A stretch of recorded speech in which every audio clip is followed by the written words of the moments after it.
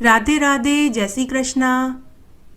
आप सभी के ऊपर भगवान विष्णु और माता लक्ष्मी की हमेशा कृपा बनी रहे। जय हो पुरुषोत्तम भगवान की जय।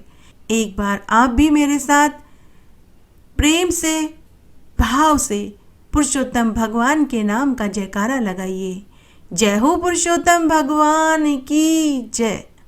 आज हम पुरुषोत्तम मास के महात्म्य का 24वां अध्याय सुनेंगे। इस अध्याय में मणिग्रीव शुद्ध के पाप नाश की कथा और दीपदान का महात्म्य आएगा।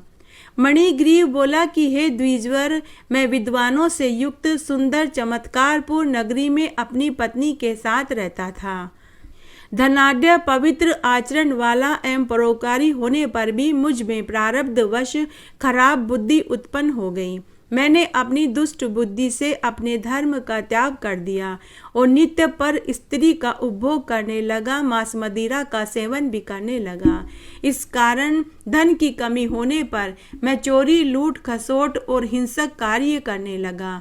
तब मुझे मेरे भाई बंधुओं ने त्याग दिया और मुझे घर से निकाल दिया तथा महाबलवान राजा ने मेरा बचा हुआ धन लूट लिया और जो कुछ शेष बचा था वे सब बंधु बांधुओं ने मुझसे छीन लिया। इस प्रकार सब तरफ से तिरस्कार किया हुआ मैं वन में आकर अपनी पत्नी के साथ रहने लगा। वन के घोर दुखों से दुखित मैं दुरात्मा नित्य प्रति जीव हिंसा करके अपनी स्त्री का जीवन निर्वाह करता हूँ। हे ब्राह्मण, अब आप मेरे ऊपर दया करो। मेरे पूर्व जन्म के पुण्य प्रताप से ही आप इस गहन वन में आए हैं।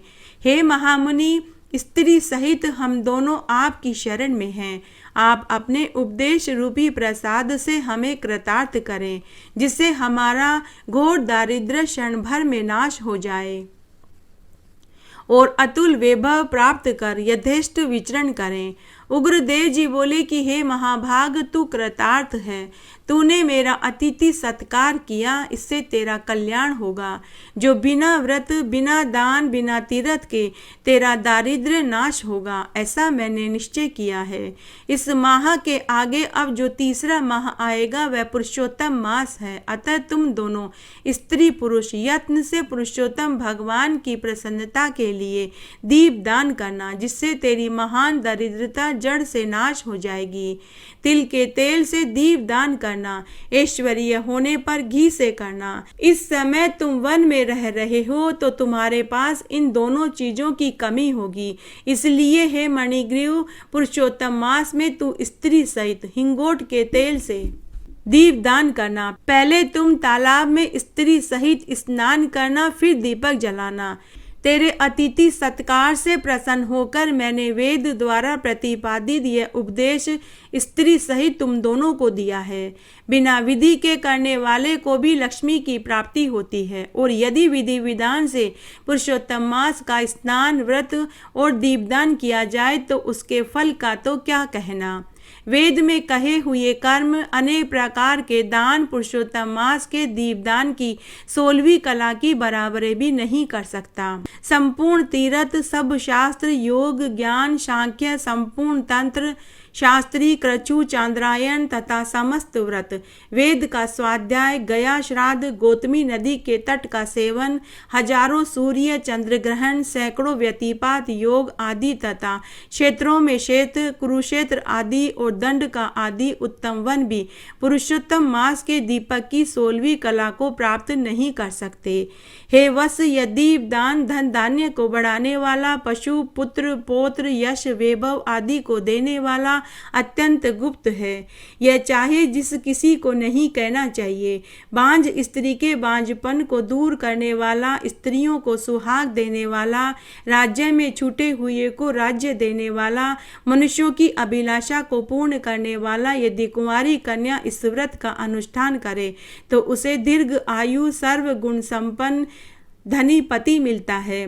स्त्री की इच्छा करने वाले को श्रेष्ठ सुशील एवं पतिव्रता स्त्री मिलती है। विद्यार्थी को विद्या प्राप्त होती है। सिद्धि का इच्छुक श्रेष्ठ सिद्धि प्राप्त करता है। गड़ा खजाना चाहने वाले को खजाना मिलता है।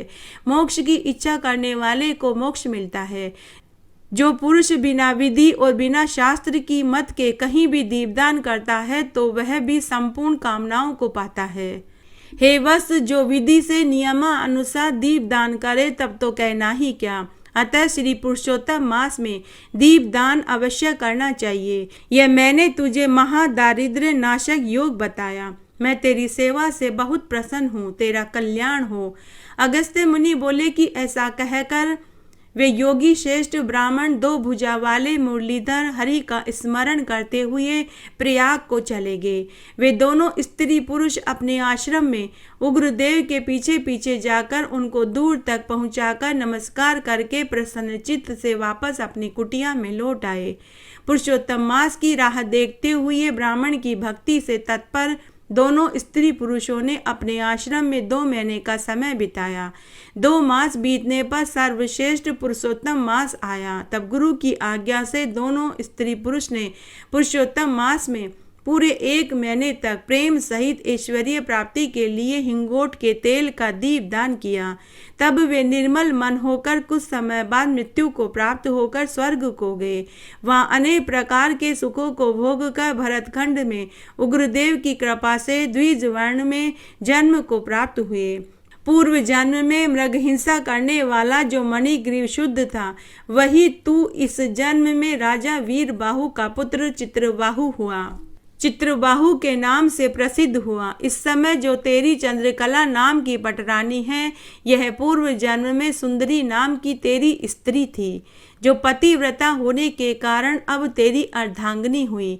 क्योंकि पतिव्रता स्त्री पति के पुण्य का आधा भाग ले लेती है। श्री पुरुषोत्तम मास में हिंगोट के तेल का दीप दान करने से तुझे निष्कंटक राज्य प्राप्त हुआ। जो पुरुष पुरुषोत्तम मास में घी या तिल्ली के तेल से अखंड दीप दान करते हैं, तो फिर उसका कहना ही क्या। पुरुषोत्तम मास के दीप दान का निसंदेह यही फल है। जो उपवास आदि व्रत करते हैं, तो फिर कुछ कहना ही क्या। वाल्मीकि जी बोले कि इस प्रकार अगस्त्य मुनि राजा चित्रबाहु से उसके पूर्व जन्म का चरित्र कहे तथा उससे अभिनंदित हो अक्षय आशीर्वाद देकर अपने आश्रम को चले गए।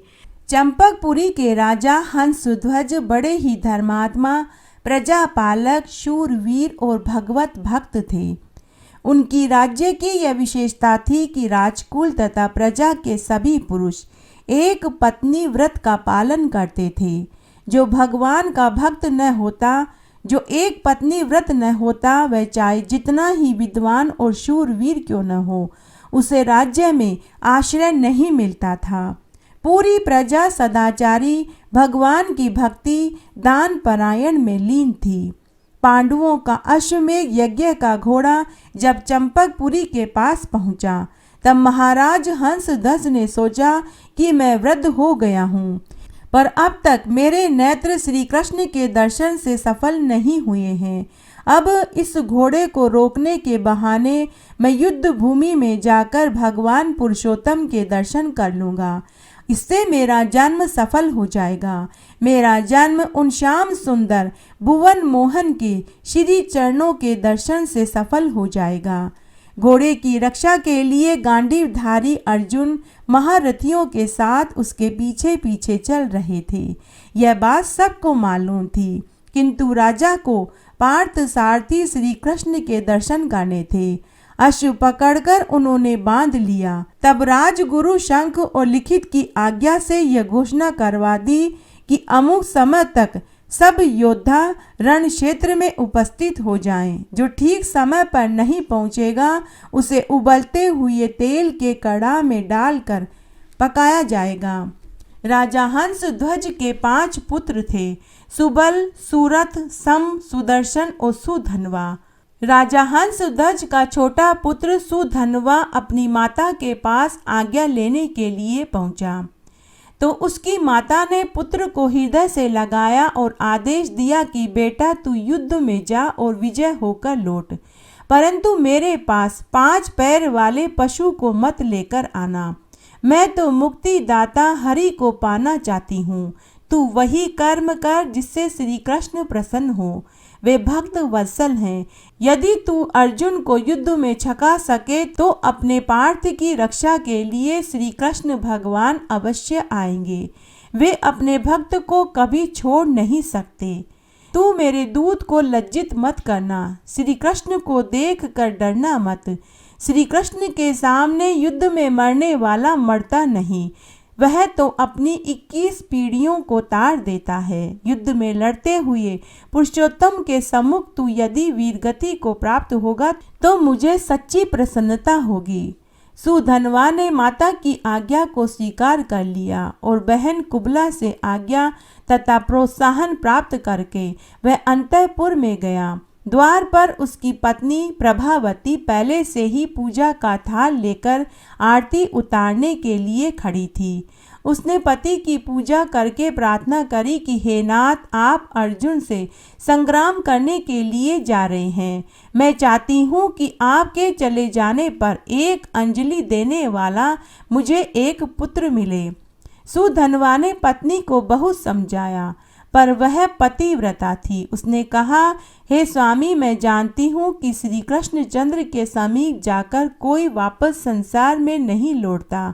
मैं आपकी दासी हूँ, आपकी इच्छा और आपके हित में ही मेरा हित है। मैं आपके इस मंगल प्रस्थान में बाधा भी नहीं डालना चाहती। एक दासी के नाते आपसे एक प्रार्थना करती हूँ, मुझे एक पुत्र देकर मेरी प्रार्थना को पूर्ण करें। अनेक प्रकार से सुधनवा ने समझाना चाहा, किंतु अंत में प्रभावती की विजय हुई। अपनी पत्नी की प्रार्थना को वे अस्वीकार नहीं कर पाए। उधर युद्ध भूमि में महाराज हंसध्वज अपने चारों राजकुमारों के साथ पहुंच गए। सभी शूर एकत्रित हो गए, किंतु समय हो जाने पर भी जब सुधनवा नहीं पहुंचा तब राजा ने उसे पकड़ कर लाने के लिए सैनिक भेजे। सैनिकों को सुधनवा मार्ग में ही मिल गए। पिता के पास पहुंचकर जब उन्होंने विलंब होने का कारण बताया तो पिता को महान क्रोध आया और कहा, अरे मूर्ख, यदि पुत्र होने से ही सद्गति हो तो सभी कुकर शिवकर स्वर्ग में चले जाते। तेरे धर्म तथा तेरे विचार को धिक्कार है। श्री कृष्णचंद्र का नाम सुनकर भी तेरा मन काम के वश में कैसे हो गया। ऐसा कामी भगवान से विमुख कुपुत्र का तो तेल में उबालकर ही मरना ठीक है। राजा ने व्यवस्था के लिए पुरोहितों के पास दूत भेजा। धर्म के मर्मज्ञ, स्मृतियों के रचयिता ऋषि शंख और लिखित बड़े क्रोधी थे। उन्होंने दूत से कहा कि राजा का मन पुत्र के मोह से धर्म भ्रष्ट हो गया है। जब सबके लिए एक ही आज्ञा थी तब व्यवस्था पूछने की क्या आवश्यकता। जो मंद बुद्धि, लोभ, मोह या भय से अपने वचनों का पालन नहीं करता उसे नरक के दारुण दुख मिलते हैं। हंसध्वज पुत्र के कारण अपने वचनों को झूठा करना चाहता है। ऐसे अधर्मी राजा के राज्य में हम नहीं रहना चाहते। ऐसा कहकर वे दोनों ऋषि चल पड़े। दूत से समाचार पाकर राजा ने मंत्री को आदेश दिया कि सुधनवा को उबलते तेल के कढ़ा में डाल दो। इतना कहकर राजा उन दोनों पुरोहितों को मनाने के लिए चले गए। मंत्री को बड़ा दुख हुआ, किंतु सुधनवा ने उन्हें कर्तव्य पालन करने के लिए कहा। पिता की आज्ञा का सत्पुत्र को पालन करना ही चाहिए, यह उसने निश्चय किया। उसने तुलसी की माला गले में डाली और हाथ जोड़कर भगवान से प्रार्थना करने लगा कि हे प्रभु, हे गोविंद, हे मुकुंद, मुझे मरने का भय नहीं। मैं तो आपके चरणों में देह त्याग करने के लिए आया था, परंतु प्रत्यक्ष दर्शन न कर सका, यही मुझे दुख है। मैंने आपका तिरस्कार करके बीच में काम की सेवा करी। क्या इसलिए आप मेरी रक्षा को अपने अभय हाथ नहीं बढ़ाएंगे? पर हे स्वामी, जो लोग कष्ट में पड़कर भय से व्याकुल होकर आपकी शरण लेते हैं, उन्हें क्या सुख की प्राप्ति नहीं होती? मैं आपका ध्यान करते हुए शरीर छोड़ रहा हूँ, अतः आपको अवश्य प्राप्त होगा। किंतु लोग कहेंगे कि सुधनवा वीर होकर भी कड़हा में जल कर मरा। मैं तो आपके भक्त अर्जुन के बाणों को अपना शरीर भेंट करना चाहता था। आपने अपने भक्तों की टेक रखी, उनकी इच्छाएं पूर्ण करी, तो मेरी भी इच्छा पूर्ण कीजिए। अपने इस चरना आश्रित की टेक भी रखिए। इस अग्निदाह से बचाकर इस शरीर को अपने चरणों में गिरने की आज्ञा दीजिए। इस प्रकार प्रार्थना करके हरे गोविंद मुरारी श्री कृष्ण आदि नाम पुकारते हुए सुधनवा कढ़ा के खोलते तेल में कूद पड़ा। एक दिन प्रहलाद के लिए अग्निदेव शीतल हो गए थे। एक दिन व्रजबालकों के लिए मयूर मुकुटी ने दावा अग्नि को पी लिया था।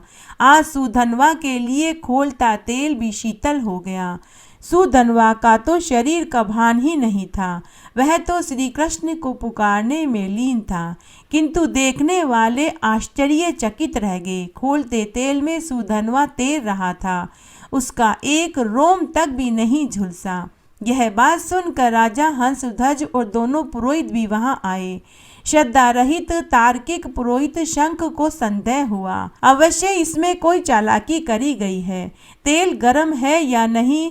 तेल गर्म ही नहीं है। अगर तेल गर्म होता तो सुधनवा कैसे बच सकता था? कोई मंत्र या औषधि का प्रयोग कर रहा होगा। तेल की परीक्षा लेने के लिए उन्होंने एक नारियल कढ़ा में डाला। उबलते तेल में नारियल पड़ते ही फूट पड़ा। उसके 2 टुकड़े हो गए और दोनों टुकड़े कढ़ा में से उछलकर शंख और लिखित के सिर पर आकर गिरे। अब उनको भगवान के महत्व का ज्ञान हुआ। सेवकों से उन्होंने पूछा कि सुधनवा कोई औषधि शरीर पर लगाकर तो कढ़ा में नहीं गिरा था, अथवा यह किसी मंत्र का जाप तो नहीं कर रहा। तो सेवकों ने कहा कि राजकुमार ने ऐसा कुछ नहीं किया, वे सिर्फ भगवान हरि के नाम का जाप कर रहे हैं। अब शंख और लिखित को भी अपने अपराध का बोध हुआ। उन्होंने कहा कि हमें धिक्कार है, हमने भगवान के एक सच्चे भक्त पर संदेह किया। प्रायश्चित करके प्राण त्यागने का निश्चय कर शंख मुनि उसी उबलते तेल के कढ़ा में कूद पड़े, परंतु सुधनवा के प्रभाव से उनके लिए भी तेल शीतल हो गया। मुनि ने सुधनवा को हृदय से लगा लिया और कहा कि हे कुमार, तुम धन्य हो। मैं तो ब्राह्मण होकर भी मूर्ख ही रहा।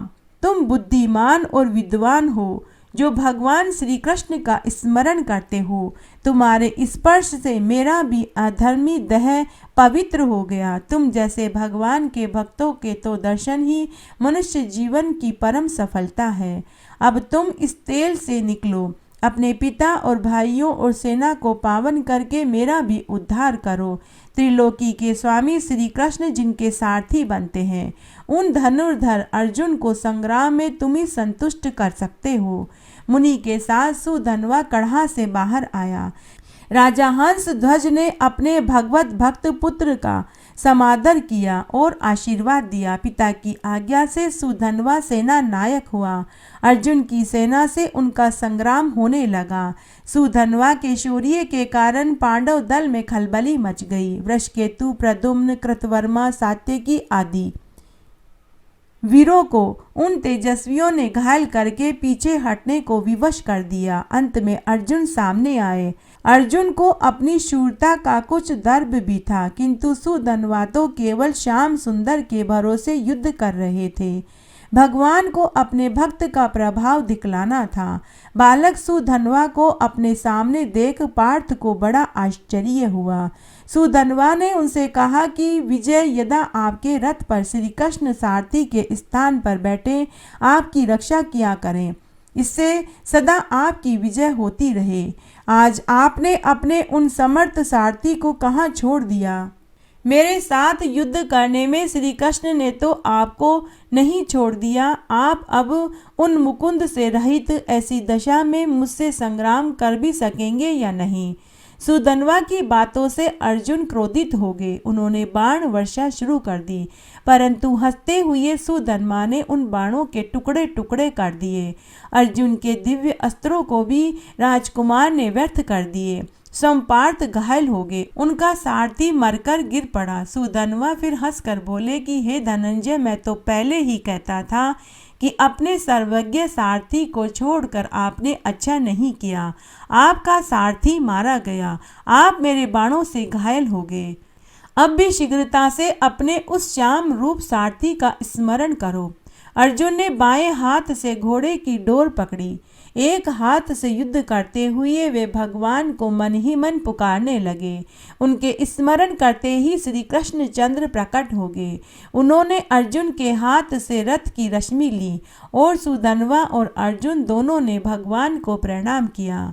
सुधन्वा के नेत्र आनंद से खिल उठे। जिसके लिए उसने युद्ध में अर्जुन को छकाया वह कार्य तो अब पूरा हो गया।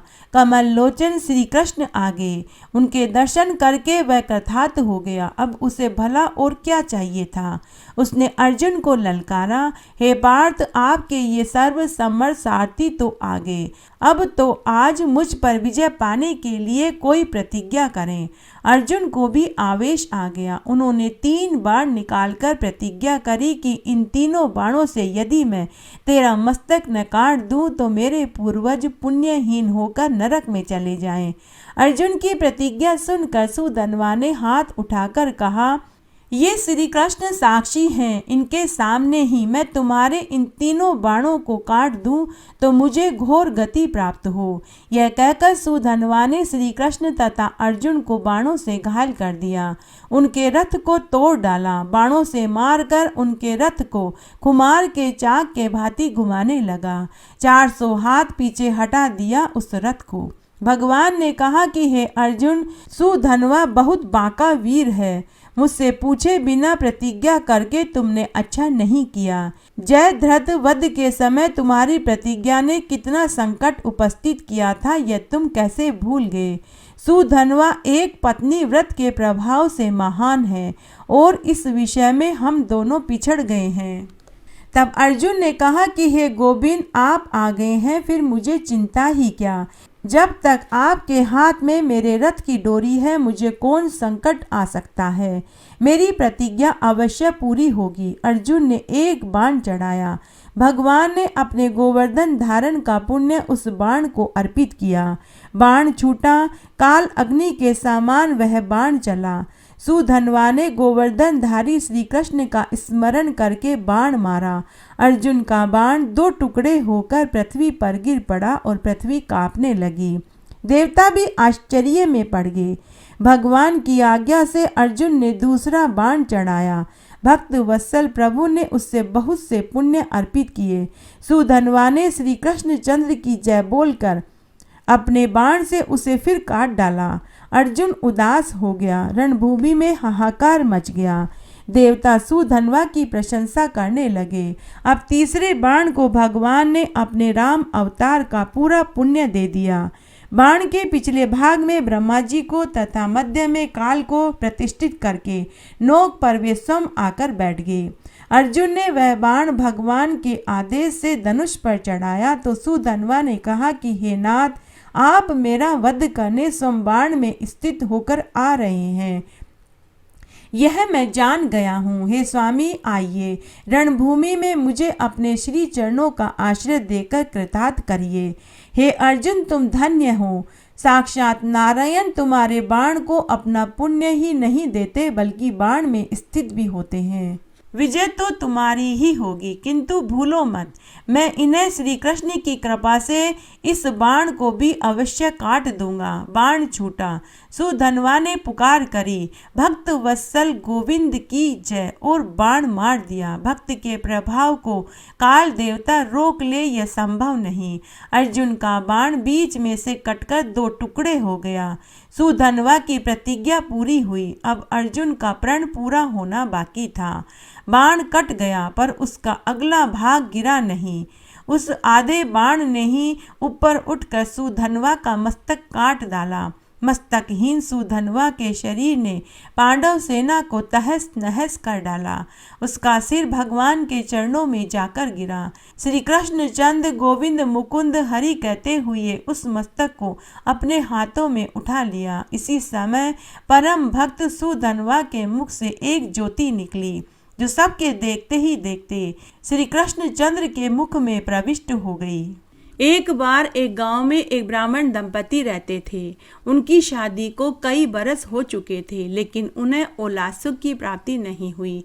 वे दोनों ब्राह्मण दंपति बहुत दुखी रहते थे। एक दिन वह ब्राह्मण सुबह सुबह घर से निकला तो उसका पड़ोसी सामने से आ रहा था। उसने बड़बड़ाते हुए कहा कि आज इसका मुख देख लिया, मेरा तो पूरा ही दिन खराब जाएगा। ब्राह्मण ने उसकी बात सुन ली तो वह दुखी मन से वापस घर आ गया। घर आकर उसने अपनी पत्नी को पूरी बात बताई। तब उसकी पत्नी ने कहा कि हे देव, आज सुबह सुबह हमारे आंगन में कुछ चिड़ियाएं आई तो मैंने उनको दाना डाला तो वे चिड़ियाएं दाना चुगे बिना ही उड़ गई और बोली कि इस घर में तो बच्चे ही नहीं हैं, यहाँ हमारे लिए दाना कहाँ से आएगा।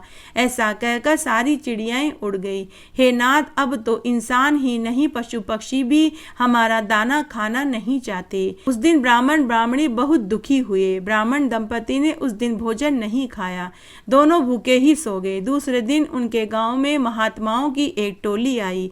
वो हर घर से भिक्षा मांग रहे थे, लेकिन जब ब्राह्मणी उन्हें भिक्षा देने गई तो महात्माओं ने उनसे भिक्षा नहीं ली।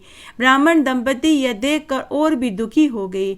तब ब्राह्मण उन महात्माओं के पास गए और बोले कि हे देव, आपने हमारे घर से भिक्षा क्यों नहीं ली, जबकि मैं तो उच्च कोटि का ब्राह्मण हूँ, कोई नीच श्रेणी का ब्राह्मण नहीं हूँ। तब महात्माओं ने कहा कि हे ब्राह्मण देव, आप संतानहीन हैं। हम संतानहीन के घर का अन्न तो क्या, पानी तक पीना हमें पाप धर्म में ढकेल देगा। तब वह ब्राह्मण बोला कि हे देव, हमने संतान के लिए खूब प्रयत्न किया, लेकिन हमें संतान सुख की प्राप्ति नहीं हुई। कृपया करके आप हमें संतान प्राप्ति का उपाय बताइए, कोई व्रत बताइए, कोई दान हवन पूजा पाठ बताइए। तब वह महात्मा जी बोले कि हे ब्राह्मण देव, जैसे कि आपको ज्ञात है कि हर तीसरे साल में पुरुषोत्तम मास आता है, तुम दोनों स्त्री पुरुष पुरुषोत्तम मास का सेवन करो। पुरुषोत्तम मास में रोज सुबह जल्दी उठकर स्नान करके सूर्य नारायण भगवान को अर्घ्य दो, तुलसी जी को सींचो, दिया बाती करो और अलग अलग मंदिरों में रोज प्रदक्षिणा करो, गायत्री मंत्र का जाप करो, पुरुषोत्तम मास के कथा महात्म्य को सुनो। पूरे 1 महीने तक ऐसा करो और रोज शाम को अलग अलग मंदिरों में, देव वृक्षों के नीचे, बड़ पीपल और आकड़े के पेड़ के नीचे और पवित्र नदियों, ब्राह्मण के घर के चबूतरे पर दीप दान करो। ऐसा करोगे तो तुम्हें अवश्य संतान सुख की प्राप्ति होगी। तब ब्राह्मण दंपति ने महात्मा के बताए अनुसार तीसरे साल आने वाले पुरुषोत्तम मास में स्नान, व्रत और दीपदान किया और पुरुषोत्तम मास का सेवन किया। पूरे 1 महीने तक पवित्र नदियों में जाकर स्नान किया, सूर्य नारायण भगवान को अर्घ्य दिया, तुलसी जी को सींचा, दिया बाती करा और अलग अलग मंदिरों में प्रदक्षिणा करी, दीपदान किया और पुरुषोत्तम मास की समाप्ति पर 33 मालपुओं का एक कांसे के कटोरे में रख कर दान दिया, साथ ही दक्षिणा के रुपए रखे। जिसके कुछ महीनों के बाद ब्राह्मणी को गर्भ ठहर गया और उसे एक सुंदर पुत्र पैदा हुआ। आइए अब हम पुरुषोत्तम भगवान की आरती सुनते हैं। आरती उतारो मारा पुरुषोत्तम भगवान की, आरती उतारो मारा पुरुषोत्तम भगवान की। ठाकुर जी की सेवा में राम नाम बोलती, ठाकुर जी की सेवा में राम नाम बोलती। गाय की सेवा में मारे गोबर पानी बाड़ा में, गाय की सेवा में मारे गोबर पानी बाड़ा में। आरती उतारो मारा पुरुषोत्तम भगवान की, आरती उतारो मारा पुरुषोत्तम भगवान की। ठाकुर जी की सेवा में गंगा जल जारी में, ठाकुर जी की सेवा में गंगा जल जारी में। गाय की सेवा में मारे दूध भरा चचरी में, गाय की सेवा में मारे दूध भरा चचरी में। आरती उतारो मारा पुरुषोत्तम भगवान की, आरती उतारो मारा पुरुषोत्तम भगवान की। ठाकुर जी की सेवा में तिलक धरा चमचा में, ठाकुर जी की सेवा में तिलक धरा चमचा में। गाय की सेवा में मारे घी धरो घड़ला में, गाय की सेवा में मारे घी धरो च घड़ला में, आरती उतारू मारा पुरुषोत्तम भगवान की, आरती उतारू मारा पुरुषोत्तम भगवान की। ठाकुर जी की सेवा में माखन मिश्री दोना में, ठाकुर जी की सेवा में माखन मिश्री दोना में, गाय की सेवा में मारे छाछ राबड़ी थाली में, गाय की सेवा में मारे छाछ राबड़ी थाली में, आरती उतारू मारा पुरुषोत्तम भगवान की, आरती उतारू मारा पुरुषोत्तम भगवान की। ठाकुर जी की सेवा में नितूट मंदिर जावती, ठाकुर जी की सेवा में नितूट मंदिर जावती, गाय की सेवा में मारे नित बुआरा लगावती, गाय की सेवा में मारे नित बुआरा लगावती, आरती उतारू मारा पुरुषोत्तम भगवान की, आरती उतारू मारा पुरुषोत्तम भगवान की। ठाकुर जी की सेवा में सखियां खड़ी छ मंदिर में, ठाकुर जी की सेवा में सखियां खड़ी छ मंदिर में, गाय की सेवा में मारे सात ग्वाला आंगन में, गाय की सेवा में मारे सात ग्वाला आंगन में, आरती उतारू मारा पुरुषोत्तम भगवान की, आरती उतारू मारा पुरुषोत्तम भगवान की। ठाकुर जी की सेवा में तुलसी माला फेरती, ठाकुर जी की सेवा में तुलसी माला फेरती, गाय की सेवा में मारे गले कुमारी सोना की, गाय की सेवा में मारे गले कुमारी सोना की, आरती उतारू मारा पुरुषोत्तम भगवान की, आरती उतारू मारा पुरुषोत्तम भगवान की। ठाकुर जी की सेवा में बैकुंठा में जावती, ठाकुर जी की सेवा में बैकुंठा में जावती, गाय की सेवा में मैं तो वैतरणी तर जावती, गाय की सेवा में मैं तो वैतरणी तर जावती, आरती उतारू मारा पुरुषोत्तम भगवान की, आरती उतारू मारा पुरुषोत्तम भगवान की। इस तरह आज हमने पुरुषोत्तम मास के महात्म्य का 24वां अध्याय सुना। आशा करती हूँ यह आपको जरूर पसंद आएगा। मेरे साथ बने रहने के लिए आपका धन्यवाद। आगे आने वाली कथा कहानियों के लिए भी आप इसी तरह मेरे साथ बने रहें। धन्यवाद।